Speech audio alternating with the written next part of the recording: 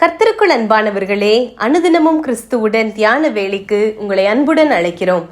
இன்றைய தியானத்திற்கான வேத வாசிப்பு 1 கொரிந்தியர் 3ஆம் அதிகாரம் வசனங்கள் 1 முதல் 10 வரை. தியானத்திற்கான தலைப்பு, எல்லா புகழும் தேவனுக்கே. விளைய செய்கிற தேவனாலே எல்லாம் ஆகும். 1 கொரிந்தியர் 3:7. வருஷத்தின் கடைசிக்கு வந்துவிட்டோம். இந்த ஆண்டின் ஆரம்பத்தில் இருந்த நமக்கும் இன்று கடைசிக்கு வந்துவிட்ட நமக்கும் ஏதேனும் வித்தியாசம் உண்டா? நாம் வளர்ந்திருக்கிறோமா?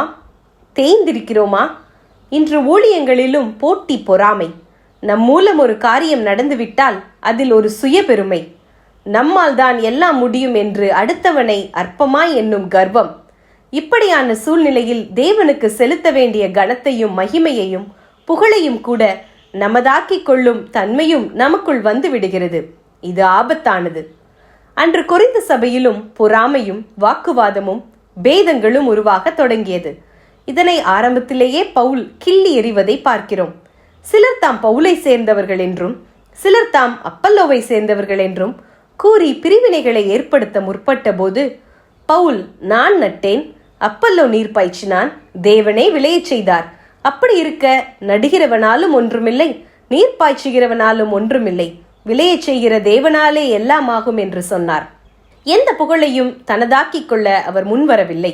தேவனுக்கென்றே தம்மை அர்ப்பணித்து பணிபுரிந்த பவுலும் அப்பல்லோவும் தம்மை தாழ்த்தி எல்லா மகிமையையும் தேவன் ஒருவருக்கே செலுத்த ஆயத்தமாய் இருந்தார்கள்.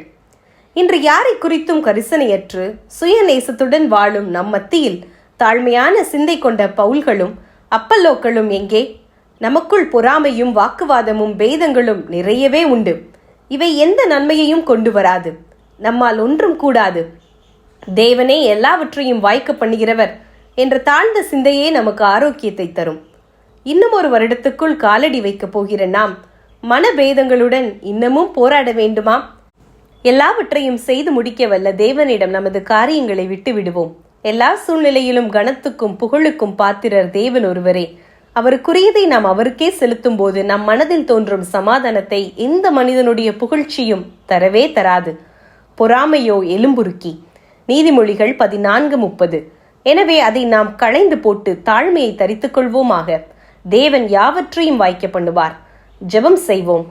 அன்பின் தேவனே, இந்த நாளிலே எங்களை சோதித்து ஆராய்ந்து பார்ப்பதற்கு கொடுத்த தருணத்திற்காக உமக்கு நன்றி. எந்த ஒரு பலனையும் கொண்டு வராத பொறாமை, வாக்குவாதம், பகைமை ஆகியவற்றை ஒழித்து எங்கள் உள்ளத்தை தூய்மையாக்கும். ஆமேன்.